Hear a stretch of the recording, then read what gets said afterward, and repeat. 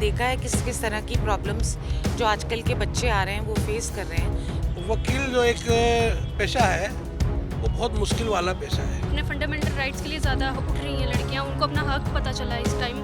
दिल्ली की तमाम कोर्ट के अंदर बार एसोसिएशन के चुनाव चल रहे हैं और चुनाव के अंदर दिग्गज जो वकील हैं वो अपने अपने हाथ आजमा रहे हैं।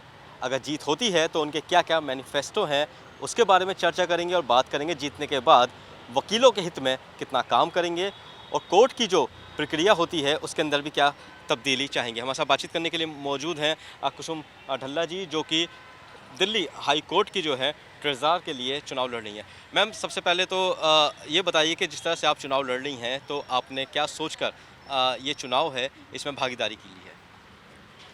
देखिए जी, ऐसा है, ये पोस्ट रिज़र्व हुई है फीमेल कैंडिडेट्स के लिए। मैं 37 ईयर से दिल्ली हाई कोर्ट में प्रैक्टिस कर रही हूँ और मैंने देखा है किस किस तरह की प्रॉब्लम्स जो आजकल के बच्चे आ रहे हैं वो फेस कर रहे हैं। तो मेरा सबसे पहला मुद्दा रहेगा कि एक बेसिक इंफ्रास्ट्रक्चर उनको प्रोवाइड किया जाए ताकि वो उनको एटलीस्ट बैठने की जगह, अच्छी बैठने की, अच्छा खाना पीना हो, उनके लिए अच्छी हेल्थ फैसिलिटी हो। बहुत टाइम से हम देख रहे हैं कि यंग जनरेशन लॉयर्स जो हैं वो अपनी हेल्थ को लेकर के बहुत ही निगलेक्टेड फील कर रहे हैं और ताकि बेसिक एक सुविधा होती है, ब्लड प्रेशर है, शुगर है, ये सब हम उनका कॉन्स्टेंटली मॉनिटर करवाते रहें और चेकअप कराते रहें। सेकेंड और थर्ड थिंग इज़ कि हमारे हाई कोर्ट के अंदर कोई भी एम्बुलेंस मौजूद नहीं है। मेरा बेसिक ये रहेगा कि well equipped, not that ordinary ambulance but एक वेल इक्विप्ड एम्बुलेंस जो है वो हाई कोर्ट प्रोमाइसिस के अंदर होनी चाहिए, which should be accessible to everybody.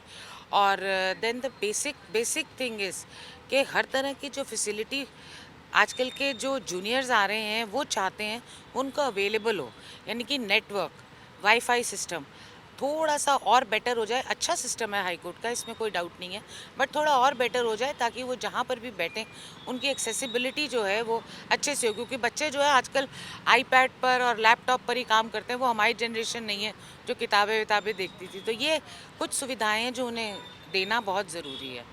शुक्रिया। तो आपके सामने जो कैंडिडेट हैं उनके भी मैनिफेस्टो जो है या उनके भी जो वादे होंगे लगभग आपके जैसे होंगे। आप क्या खास करेंगे? क्योंकि चैम्बर की अगर बात करें कि वकीलों के पास चैम्बर होने चाहिए या सुरक्षा होनी चाहिए, एम्बुलेंस होनी चाहिए, वो तो और भी जो कैंडिडेट हैं वो भी वादा कर रहे हैं। देखिए जी, ऐसा है, चेंबर सिर्फ Delhi high court bar association का तो है नहीं, ये तो पूरी ऑल स्टेट जो बॉडीज़ हैं सब, साथ PWD, high court establishment committee, इन सब के हाथ में भी होता है।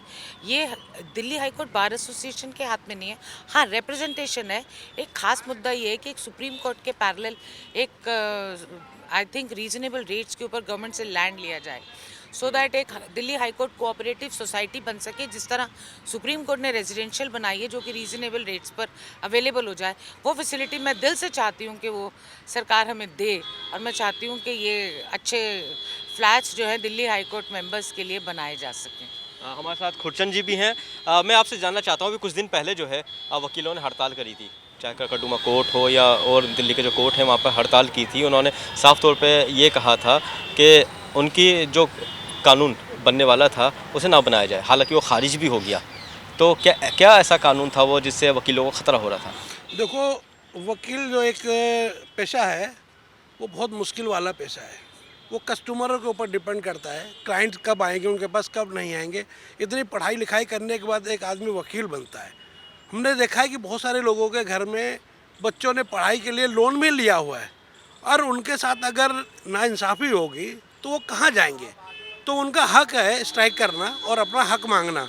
एक डायलॉग था ना, साडा हक इत्थे रख, तो इन्हीं लोगों के लिए बना हुआ है, क्योंकि इनको भी तो हक चाहिए, ये कहाँ जाएंगे। और मेरा जो मानना है, जैसे मैडम ने बोला अभी कि एम्बुलेंस का सुविधा होनी चाहिए, मैं कह रहा हूँ एम्बुलेंस के नहीं, एक छोटा सा मिनी एक, हाँ, मोहल्ला क्लिनिक टाइप एक यहाँ पर भी होना चाहिए। एम्बुलेंस तो होनी चाहिए, जिसमें कि क्या होता है, कई पेशेंट भी आते हैं, कई मरीज टाइप के लोग भी आ जाते हैं। जब उनकी डेट होती है तो उसमें आते हैं, बहुत सारे लोग आते हैं, हार्ट अटैक बढ़ जाता है, बीमार हो जाता है, बीपी बढ़ जाता है, तो कहाँ जाते हैं? हॉस्पिटल जाते हैं। यहाँ से इतना, आप ये देखो, आप इसको घुमाओ, ट्रैफिक इतना है कि जब तक के वहाँ तक जाएगा तो ट्रैफिक में ही वो निपट जाता है। ट्रैफिक की समस्या एक है। हाँ, तो ट्रैफिक की समस्या बहुत बड़ी है। मैं ये चाहता हूँ कोर्ट के आसपास कम से कम 3 किलोमीटर तक कोई ट्रैफिक नहीं होना चाहिए। उसमें क्या होता है, कई बार लोगों की डेट भी छूट जाती है और जज साहब सीधे कर देते हैं कि जाओ भाई, डेट छूट गई, लेट आए हो तो इसलिए तुम्हारे ऊपर पेनल्टी लग गई या तुम्हें सज़ा हो गई। तो मैं चाहता हूँ कि 3 किलोमीटर तक हर कोर्ट के आसपास ट्रैफिक की समस्या नहीं होनी चाहिए। अच्छा, कोर्ट के अंदर इतनी केस जो है वो पेंडिंग पड़े हुए हैं, उनका क्या मतलब उपचार है कि उनका क्या कर सकते हैं? देखिए, उनका जो केस फाइल कर रहे हैं, फाइल करने वालों का तो राइट है, उसके लिए तो आप कुछ कर नहीं सकते। तो इम्पॉर्टेंट थिंग के जजेस के, अब जजेस की कमी तो है ही है, अपॉइंटमेंट में तो कमी है, जजेस का जितना नंबर होना चाहिए उतने है नहीं, और इसलिए लिस्ट जो है वो बहुत लंबी हो जाती है। बट उसके लिए यही है कि थोड़े जजेस हैं, दे आर वर्किंग हार्ड, वो अपने टाइम से भी ज़्यादा तक बैठते हैं, 5 बजे तक, 6 बजे तक जजेस बैठ रहे हैं, कर रहे हैं काम and trying to finish their work. अब धीरे धीरे कोशिश हो ही रही है कि किस तरह से इस लिस्ट को छोटा के, देखिए केसेस पेंडिंग हैं तो हैं, उसमें आप यही कर सकते हैं कि सैटरडे को कभी अपील्स वगैरह जो है वो सुन ली जाएं कुछ 2 घंटे के लिए, पर जजेस भी कितना ही काम करेंगे, ऑलरेडी दे आर तो इस ओवरबर्डन। पे भी हम ये माने कि अगर आप जीतती हैं तो इस पे भी काम करेंगी? डेफिनेटली, डेफिनेटली अगर आप लिस्ट को थोड़ा सा इधर उधर घुमाएं तो काफ़ी कुछ किया जा सकता है। आपकी नज़र में कोई समाधान है? देखो, मैं ये चाहता हूँ कि जहाँ तक मेरा मानना है, जो पीपी लोग बैठते हैं ना, आधी बात तो जज साहब को पता भी नहीं होती है और अपने आप भी काम कर देते हैं।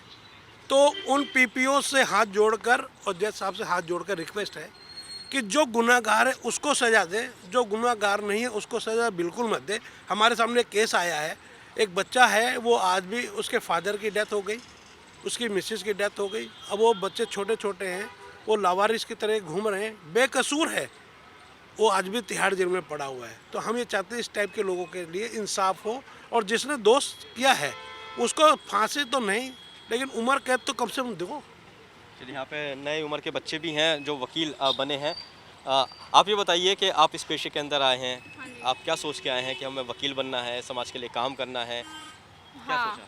यही सोच के आए हैं कि समाज में जो भी बेसिकली मेरा तो ये है कि फ़ीमेल्स के लिए थोड़ा मतलब कुछ अच्छा काम करूं, सो दैट कि उनका जो भी मतलब होता है ना, राइट प्रोटेक्टेड रहे। यही सोच के आए हैं। पहले फीमेल की संख्या जो है वकालत पेशे में काफ़ी कम हुआ करती थी, अब धीरे धीरे ग्राफ जो है वो बढ़ता जा रहा है। हाँ, अब क्योंकि कि अभी लोग ज़्यादा अपने फंडामेंटल राइट्स के लिए ज़्यादा उठ रही हैं लड़कियाँ, उनको अपना हक पता चला है इस टाइम। पहले क्या होता था, पहले लोग पढ़ाते नहीं थे, एक टाइम के आने के बाद उनको पता चल जाता था कि अब इसके बाद शादी ही करनी है। बट अभी क्या है, लड़कियाँ उठ रही हैं, अपने राइट्स के लिए क्वेश्चन उठा रही हैं कि नहीं ये काम नहीं करना है, वो काम करना है। तो अभी बहुत सारे लोगों को ये भी पता चला है कि हमारा ये राइट्स है। पहले लोगों को नहीं पता था, फीमेल्स को बस उनको ये पता होता था कि शादी करनी है एंड बस उसके बाद उनको फैमिली चलानी है। बट अभी बहुत सारी चीज़ें उनको नहीं भी पता है, उन्हें ये पता है कि अगर कोर्ट में चले जाएंगे तो उनको उनके राइट्स ज़रूर पता चल जाएंगे। दैट्स वाई अभी लोग लॉ में ज़्यादा आ रही हैं लड़कियां कि हाँ, और फीमेल्स के लिए हमें उठना है। तो बिल्कुल जो है यहाँ पे और भी बातचीत करने के लिए हमारे साथ वकील हैं, उनसे बातचीत करते हैं। मैं आपसे जानना चाहता हूँ कि ये बताइए, जिस तरह से कोर्ट के अंदर इलेक्शन चल रहे हैं, अगर कोई चुनाव जीतता है तो आपको कुछ उम्मीद लग रही है कि कोर्ट के अंदर जो सुधार तो है या और ज़्यादा सुधार होगा? हर बार हर चुनाव में कुछ ना कुछ एजेंडाज तो रहते ही हैं, और कई एजेंडाज ऐसे हैं जो फिर नेक्स्ट चुनाव में भी आ जाते हैं, फुलफ़िल नहीं होते। क्योंकि अगर वो पुराने एजेंडे फुलफ़िल हो जाएं तो फिर वो दोबारा रिपीट ना हो। तो हर बार हर कोर्ट्स की, हर बार की कुछ ना कुछ प्रॉब्लम्स तो रहती हैं। नए नए इश्यूज़ आ जाते हैं, नए नए लॉज आ जाते हैं, नए रिफॉर्म्स आ जाते हैं, नई पॉलिसीज़ आ जाती हैं, और कुछ ना कुछ इश्यूज़ चलते रहते हैं, अमेंडमेंट्स आ जाते हैं। तो इश्यूज़ तो रहेंगे ही, लेकिन ये जो बार है, उनके लीडर्स हैं, उनको उन इश्यूज़ को रिजॉल्व करना, अच्छे से उनको टैकल करें और वेलफेयर के लिए काम करें। अल्टीमेटली जो लॉयर्स लीगल फ्रेटर्निटी के लिए और उनके वेलफेयर के लिए काम करें। तो इश्यूज़ तो हमेशा रहेंगे, और इश्यूज़ तो पहले भी थे, आगे भी रहेंगे। जब जब चुनाव होंगे तब तक तो इश्यूज़ भी रहेंगे। आपको क्या लगता है कि कोर्ट के अंदर जो चीज़ें हैं, जो बदलाव हो सकती हैं या बदलाव करनी चाहिए, ऐसी क्या क्या चीज़ें? बहुत सी चीज़ नहीं है। आप देखोगे ना, दिल्ली हाई कोर्ट का इतना हाईटेक है कि as compare to other high courts, आप अदर स्टेट में हाई कोर्ट जाते तो उतना हाईटेक नहीं है। इधर पे जाओगे, कैंटीन में भी जाओगे, फुली एसीड है।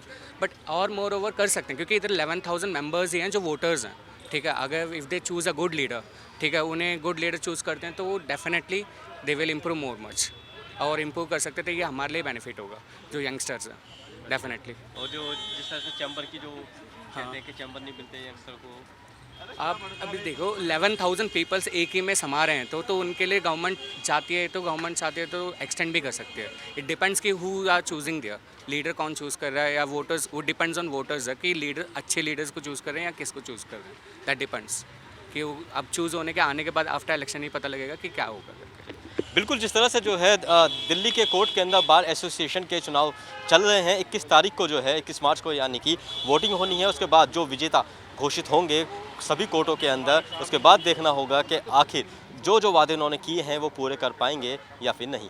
दिल्ली से कैमरामैन अनुभव के साथ वाजिद अली, नवोदय टाइम्स।